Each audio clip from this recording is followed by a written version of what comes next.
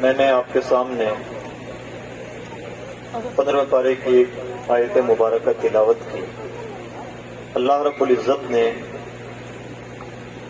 اپنے حبیب صلی اللہ تعالی علیہ وسلم کی قرآن مجید میں جگہ جگہ تعریف کی ہے، اور سچ یہ ہے کہ حضور کی تعریف صرف اللہ ہی کر سکتا ہے۔ ہم گناہگار تو اپنی قسمتیں چمکانے کی ناکام کوششیں کرتے ہیں، ورنہ سچ یہ ہے کہ جس کو ہم ٹھیک سے جانتے نہیں، پہچانتے نہیں، ہمیں ان کے مرتبوں کا علم نہیں، ہم نہیں اندازہ کر سکتے کہ ان کی تعریف کیسی ہونی چاہیے۔ سپوز کیجیے ہم کھیتی باڑی کرنے والے لوگ ہیں اور مان لیتے ہیں کہ کوئی اے آئی سائنٹسٹ ہے، آرٹیفیشل انٹیلیجنس کا سائنٹسٹ ہے، تو سچی بات یہ ہے کہ بھلے ہم لفظوں کا کھیل کھیلنا چاہیں اور کہنا چاہیں کہ آدمی بڑا پڑھا لکھا ہے اور یہ ایڈوانس ٹیکنالوجی میں ریسرچ کرتا ہے، لیکن ان جملوں سے ایک فارمیلٹی تو ہو سکتی ہے، ریئل میں ہم اس شخصیت کو انٹروڈیوس کروانے میں ناکام رہیں گے، اس لیے کہ نہ تو وہ ہمارا فیلڈ ہے، نہ ہم اس کی گہرائی کو جانتے ہیں، اور جب جانتے بھی نہیں تو کیا بتا پائیں گے کہ سامنے والا کتنا ماہر ہے۔ اور ایسا عام طور پر ہوتا ہے۔ وہ ہستی جسے اللہ رب العزت نے مصطفیٰ بنایا، پوری کائنات کا منتخب، خلاصہ کائنات، ان کی شان کو اللہ ہی بہتر جانتا ہے، بنانے والا ہی جانتا ہے کہ ان کے مرتبے کیا ہیں، اور وہی ان کی تعریف کر سکتا ہے۔ ہم تعریف کے بہانے، نعت کے بہانے جو کچھ کہتے ہیں وہ اس اینگل سے قابل مبارکباد ہے کہ ہم بھی اپنی قسمت چمکانے کی کوشش کر رہے ہیں، ورنہ ان کی تعریف کا حق کوئی نہیں ادا کر سکتا۔ اللہ نے اپنا نبی کی جن انداز سے تعریف کی ہے، ان تعریفوں کی الگ شان ہے۔ میں نے جو آیت کریمہ آپ کے سامنے پیش کی ہے وہ بھی حضور کی نعت ہے، اور بہت بڑی نعت جس سے ہم سب کا بڑا گہرا تعلق ہونا چاہیے۔ وہ نعت اور وہ بات کیا ہے؟ بات یہ ہے، اللہ نے اپنے نبی سے ارشاد فرمایا، ترجمہ ٹھیک سے سنیں۔ اللہ ارشاد فرماتا ہے، فَلَعَلَّكَ بَاخِعٌ نَفْسَكَ عَلَىٰ آثَارِهِمْ إِن لَّمْ يُؤْمِنُوا بِهَٰذَا الْحَدِيثِ أَسَفًا۔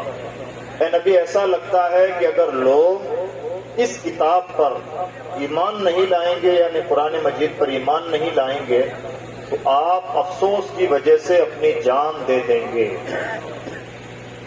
اللہ نے کیا ارشاد فرمایا؟ اے نبی، ایسا لگتا ہے کہ اگر لوگ ایمان نہیں لائیں گے تو آپ افسوس کی وجہ سے اپنی جان دے دیں گے۔ کیا مطلب ہے اس کا؟ اس کا مطلب یہ ہے، پیغمبر کے کلیجے میں اپنی امت کے لیے اتنا درد پایا جاتا تھا کہ اس درد کی ترجمانی اللہ رب العزت نے فرمائی۔ جان لینے اور دینے کا لفظ ہم بہت استعمال کرتے ہیں، اور آج کی فرضی دنیا میں، فرضی دنیا سے مراد فرضی معاشقوں کی دنیا، جہاں ہر نوجوان اس بات کی قسمیں کھا رہا ہے کسی دوشیزہ کے لیے کہ میں تمہارے لیے جان دے سکتا ہوں اور آسمان سے تارے توڑ کے لا سکتا ہوں، جو سر تسر جھوٹی باتیں ہیں۔ جان دینے لینے کی باتیں عام طور پر محاوروں میں جہاں کہیں بھی ہوتی ہیں وہ زبانی جمع خرچ ہوتا ہے، ان میں ریئلٹی کچھ نہیں ہوتی۔ امام صاحب آپ کے گھر پہ آئے اور آپ سے کہا کہ تھوڑی دیر کے لیے آپ کی گاڑی چاہیے، گاڑی دینا ہوتا تو لوگ کہتے تھے امام صاحب آپ کے لیے تو جان بھی حاضر ہے۔ سچی بات یہ ہے کہ امام صاحب کے لیے کوئی کیا جان دے گا؟ اپنی جان قبر میں جہنم سے عذاب سے چھڑانے کے لیے مسجد میں پابندی سے حاضری نہیں دیتے۔ یہ زبانی جمع خرچ ہوتا ہے۔ آپ کے لیے تو جان بھی حاضر ہے، یہ ایک جملہ ہے، اس سے زیادہ اس کی کوئی حیثیت نہیں ہے۔ یعنی ہم جب یہ جملہ بولتے ہیں تو ایک مبالغہ ہوتا ہے، کہنے کا ایک انداز ہوتا ہے، ایک فارمیلٹی ہوتی ہے، لیکن اللہ کے کلام میں فارمیلٹی نہیں ہے۔ اللہ رب العزت اپنے کلام میں جو کچھ ارشاد فرماتا ہے وہ لوہے کی لکیر ہوتا ہے۔ اللہ کے کلام میں جمع خرچ نہیں ہے، اللہ کے کلام میں جملے نہیں ہیں، اور اللہ کے کلام کا کوئی بھی جملہ بے سود بھی نہیں ہے۔ اگر اللہ نے کہا ہے کہ اے نبی آپ کے کلیجے میں امت کے لیے اتنا درد ہے کہ اگر یہ امت ایمان نہ لائی تو ایسا لگتا ہے کہ افسوس کی وجہ سے اپنی جان دے دیں گے، تو ماننا پڑے گا کہ نبی کے کلیجے میں سچ مچ ایسا ہی درد تھا۔ اور اب جب یہ ثابت ہو چکا اللہ کے کلام کی وجہ سے کہ نبی کے کلیجے میں اتنی تڑپ پائی جاتی تھی، اتنی دردمندی پائی جاتی تھی، حضور اپنی امت کے لیے اتنا مضطرب رہتے تھے، کاش زیادہ سے زیادہ لوگ دائمن اسلام سے وابستہ ہو جائیں، تو ماننا پڑے گا کہ حضور سے زیادہ دردمند کوئی نہیں ہو سکتا، جن کی دردمندی کے لیے اللہ نے جان جانے کی بات کہی۔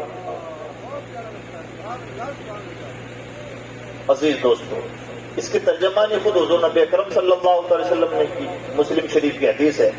حضور فرماتے ہیں میری اور تمہاری مثال ایسی ہے کہ تم دوڑ دوڑ کے کسی کنویں میں گرنا چاہتے ہو، میں تمہاری کمر پکڑ پکڑ کے باہر نکالتا ہوں، اور یہ سچ ہے۔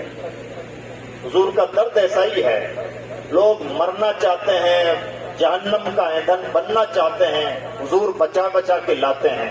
یہ حضور کی زندگی کا وتیرہ تھا، حضور کی تعلیمات کا شیوا رہا ہے، اور یہ قیامت تک سلسلہ چلتا رہے گا۔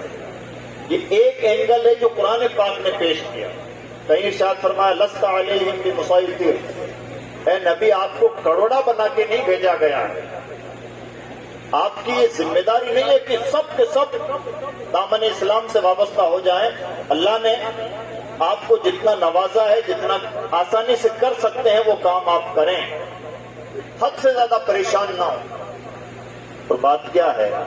بات یہ ہے کہ جو بھی انسان بہت سینسیٹیو ہوتا ہے، بہت حساس ہوتا ہے، جو بہت ایڈوانس سوچتا ہے، بہت عقل مند ہوتا ہے، اور جو نرم دل ہوتا ہے، اللہ رب العزت اسے نہایت درد مند بناتا ہے۔ رقت قلبی اللہ کی ایک نعمت ہے، یعنی دل کا نرم ہونا اللہ کی نعمت ہے، اور دل کا سخت ہونا اللہ کی ناراضگی کی نشانی ہے۔ یہ حدیثوں میں اشارہ دیا گیا۔ امت میں سب سے زیادہ نرم دل شخصیت حضرت سیدنا صدیق اکبر کی تھی، جن کے لیے بخاری شریف کی حدیث گواہ ہے۔ نہایت نرم دل، بات بات پر پھوٹ کر کے رونے والے۔ حضور نبی اکرم صلی اللہ علیہ وسلم نے ایک موقع پر ارشاد فرمایا، اللہ رب العزت نے قرآن مجید میں حضرت ابراہیم خلیل اللہ کے لیے ارشاد فرمایا ان ابراہیم لأوّاہ حلیم، ابراہیم اپنے رب کی بارگاہ میں آہیں بھرنے والا ہے، نہایت رونے والا، رات رات بھر اللہ کو رو رو کر منانے والی شخصیت حضرت ابراہیم خلیل اللہ کی تھی۔ حضور فرماتے ہیں میری امت میں اواہ ابو بکر ہے، سب سے زیادہ رونے والے، اللہ کو منانے والے، سب سے زیادہ نرم دل اور نہایت رقیق القلب حضرت ابو بکر صدیق رضی اللہ تعالیٰ عنہ کی رقت کو حضور نے بیان فرمایا، حضرت سیدہ عائشہ صدیقہ نے بیان فرمایا، حضور نے اس کا اعتراف کیا۔ حضرت ابو بکر صدیق کا دل جو اتنا موم ہے، وہ دراصل رسول اللہ کی سب سے بڑی صحبت اور تربیت کی وجہ سے ہے۔ یعنی حضور کا دل کتنا نرم ہے، حضور کا دل کتنا موم ہے، حضور کے دل میں کتنا درد پایا جاتا ہے، کتنی تڑپ پائی جاتی ہے، اس کی عکاسی کوئی کر بھی نہیں سکتا۔ اور یہ درد مندی صرف ایمان کی حد تک ہی نہیں ہے، حضور ہمیشہ یہ چاہتے ہیں میری امت کا بھلا ہو، امت کے لیے بہترین تعلیمات، امت کے لیے بہترین درد، امت کے لیے حد سے زیادہ فکر مند۔ امام احمد رضا خان محدث بریلوی فرماتے ہیں پہلے سجدے پہ روز ازل سے درود، یادگاری امت پہ لاکھوں سلام۔ پیدا ہوتے ہی حضور نبی اکرم صلی اللہ علیہ وسلم نے اللہ کی بارگاہ میں سجدہ کیا اور اپنے امت کے لیے بخشش کی دعائیں فرمائیں۔ جو نبی پیدا ہوتے ہی اپنی امت کو یاد فرمائے، اس سے زیادہ اس امت کو یاد کرنے والا کوئی نہیں ہو سکتا۔ حضور نبی اکرم صلی اللہ علیہ وسلم نے ہمیں کہاں کہاں یاد فرمایا، کیسے کیسے موقعوں پر یاد فرمایا۔ ابھی منتری صاحب یہاں سے بھاشن دے رہے ہیں۔ ہمارا پرابلم ہے کہ جب ہم کسی بڑے آدمی کے پاس پہنچتے ہیں تو کئی مرتبہ اپنا واقعی وقار کھو بیٹھتے ہیں، ہم بھول جاتے ہیں کہ ہمارا بھی اپنا کوئی وقار ہے۔ سب کی ہاں میں ہاں ملا دینا، سب کی چاپلوسیاں کرنے لگ جانا، سب کی جے جے کار کرنے لگ جانا، یہ ایک لمبا وتیرہ رہا ہے ایک مدت سے۔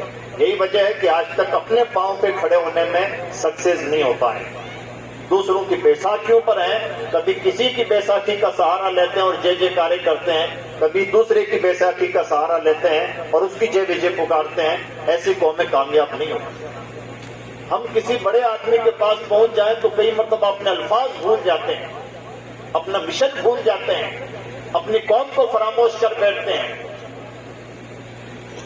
حضور نبی اکرم صلی اللہ علیہ وسلم کا ظرف کتنا کشادہ ہے، دل کتنا بڑا ہے، ذہن میں کتنی وسعت ہے اور امت کے لیے درد کتنا ہے، اس کا اندازہ اس بات سے لگائیں۔ اکیلی شخصیت حضور کی، جن کی اپنے رب سے اس طرح سے ملاقات ہوئی کہ ماتھے کی آنکھوں سے انہوں نے اللہ کا دیدار کیا۔ نہ پہلے کسی کو یہ شرف حاصل ہوا، نہ آئندہ زمین پر یہ کسی کو شرف حاصل ہو، آخرت میں دیدار نصیب ہوگا۔ اکیلی شخصیت۔ ہم کسی بڑے آدمی کے پاس چلے جائیں، مان لیجیے آپ کھاجووالا کے رہنے والے ہیں، آپ کو لیٹر آئے کہ آپ کو سی ایم صاحب نے طلب کیا ہے، تو انسان خوشی سے پاگل ہو جائے کہ سی ایم صاحب کا بلاوا آیا ہے۔ اس وقت تو انسان یہ بھی بھول جاتا ہے کہ میں کھاجووالا کا رہنے والا ہوں۔ مدعے کیا ہے، قوم کیا ہے، مشن کیا ہے، کم ہی لوگ ہوتے ہیں۔ انسان جب بڑے آدمی کے پاس پہنچتا ہے تو اتنا خوش رہتا ہے کہ بہت ساری چیزیں بھول جاتا ہے۔ حضور نبی اکرم صلی اللہ علیہ وسلم کا ظرف ایسا ہے، اللہ کی بارگاہ میں حاضر ہوئے جہاں کوئی حاضری ان آنکھوں سے نہیں دے پایا۔ اکیلی شخصیت، اور اللہ کی بارگاہ میں پہنچنے کے بعد حضور کیا کرتے ہیں، توجہ سے سنیں۔ ایک سوال ہے کہ خدا کی بارگاہ میں کوئی حاضر ہو تو حاضری کا ادب کیا ہے؟ نہ کبھی یہ موقع کسی کو پیش آیا اور نہ یہ گتھی سلجھائی جا سکی۔ حضور ہی اکیلے ہیں جنہیں اللہ کی بارگاہ میں حاضر ہونے کا شرف حاصل ہوا، اور حضور ہی نے پریکٹیکل طور پر یہ گتھی سلجھائی۔ ہم جب ایک دوسرے سے ملتے ہیں تو کہتے ہیں السلام علیکم، سامنے والا پلٹ کے جواب دیتا ہے وعلیکم السلام۔ اس کے لیے اردو زبان میں ایک لفظ ہے، شارٹ ان شارٹ اس کو کہا جاتا ہے علیک سلیک۔ آپ نے کچھ کہا، السلام علیکم، سامنے والے نے جواب دیا وعلیکم السلام، اس کو علیک سلیک بولتے ہیں۔ اللہ کی بارگاہ میں کوئی حاضر ہو تو کیا کہے؟ ہم ایک دوسرے کو سلام اس لیے کرتے ہیں کہ ہمیں سلامتی کی ضرورت ہے۔ اللہ کو نہ سلامتی کی ضرورت ہے، وہ تو خود سلام ہے۔ اللہ کو یہ نہیں کہا جاتا السلام علیکم۔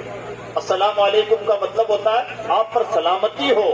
اللہ تو خود سلام ہے، پوری کائنات کے لیے وہی سلامتی پیدا فرماتا ہے، سلامتی نازل فرماتا ہے، اسے یوں تحیت نہیں پیش کی جاتی ہے۔ پھر کیا کہا جائے؟ یہ کہنا چاہیے التحیات للہ والصلوات والطیبات، تمام تعظیمیں، اچھائیاں اور بزرگیاں اللہ کے لیے۔